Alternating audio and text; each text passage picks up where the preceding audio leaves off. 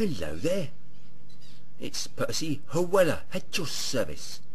Yeah, I found a new scam to get my detection rate up, so I have.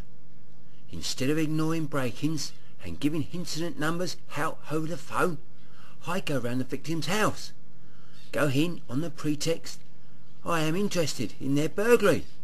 Then I'm going to see if I can catch them smoking in front of me. Then I can nick them, eh? Brilliant plan, isn't it? And have you noticed everyone's got it in for us Brits, haven't they? The Muslims trying to blow us up here in Britain. We try and go on holiday to get away from the bombers.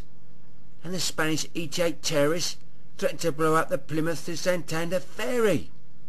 Then, when we finally get on holiday, say in Brittany, the local Bretons burn down the holiday chalets, don't they?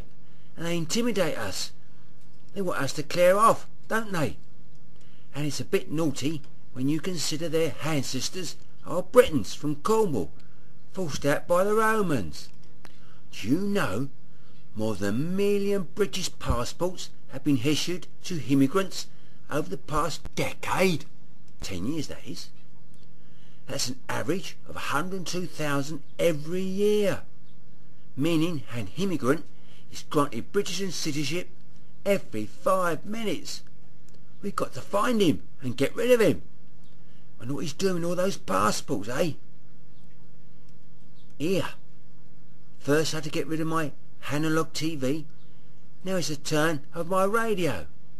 Britain's 150 million analog radio sets will be useless soon, as stations broadcasting on AM and FM switch to digital.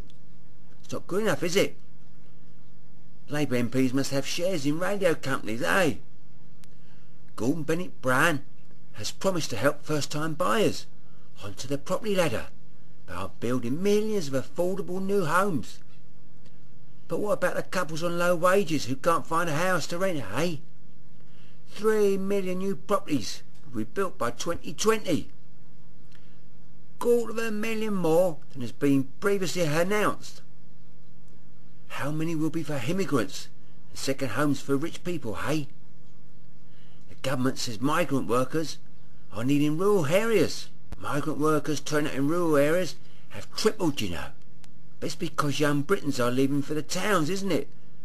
Because there's no affordable housing for young local couples, is there? And all those rich people from the cities buy up the homes for weekend use, don't they? And migrant workers are only there for a few weeks, aren't they? And they're happy to be crammed into caravans, aren't they?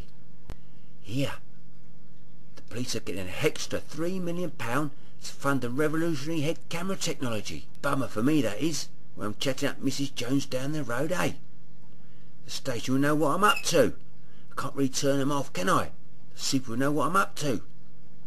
Mind you, Scrunch won't be able to deny smoking in public, will they? Also, head cameras will come in handy down in Kent soon. The Kent police are calling for a more sensitive and positive approach to dogging areas. That's where people have sex in public, you know. They're going to ensure those areas are safe for people engaging in public sex. That's where the cameras will come in handy. We could film the couples having sex and put the videos on YouTube, eh?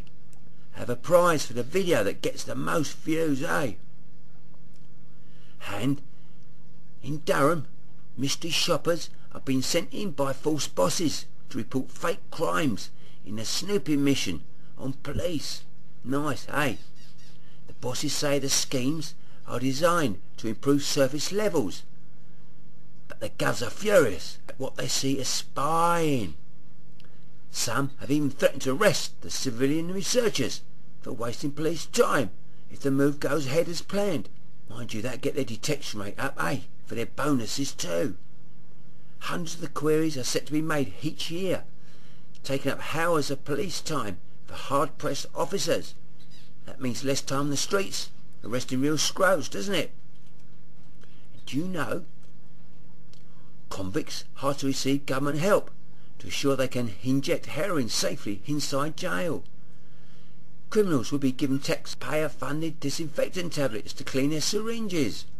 Theft and robbery to pay for drug addiction is one of the main reasons criminals end up in jail in the first place, isn't it? We should make them go cold turkey.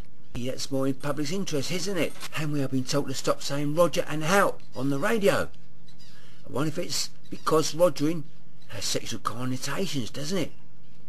Instead we've got to say acknowledged or received.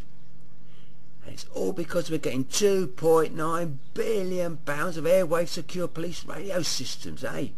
I don't know why we couldn't keep the whistle and the blue phone boxes. Doctor Who seems happy with the phone box, doesn't he?